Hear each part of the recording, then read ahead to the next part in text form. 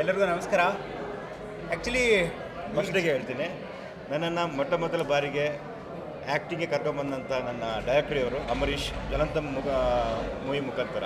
S, but talent ಏನಿದೆಯಲ್ಲ ಇವತ್ತೇನು ನೋಡ್ತಿದ್ದೀರೋ ಅವತ್ತು ಫಸ್ಟ್ ಸಿನಿಮಾಯಿಂದನೂ ಕೂಡ ಬರೋಕ್ಕೆ ಮುಂಚೆನೂ ಕೂಡ ಆ ಟ್ಯಾಲೆಂಟು ಶೆಟ್ರಲ್ಲಿತ್ತು.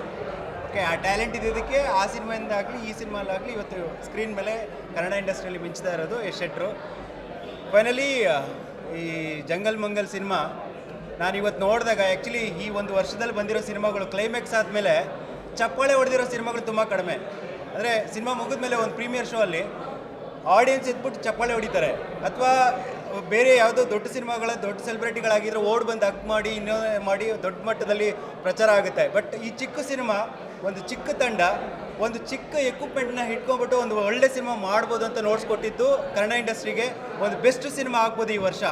ಯಾಕಂದರೆ ಯಾವುದೇ ಆಡಂಬರ ಇಲ್ಲ, ಅಬ್ಬರ ಇಲ್ಲ, ಯಾವುದೇ ಫೈಟ್ಗಳಿಲ್ಲ, ಕಮರ್ಷಿಯಲ್ ಥಾಟ್ ಇಲ್ಲ.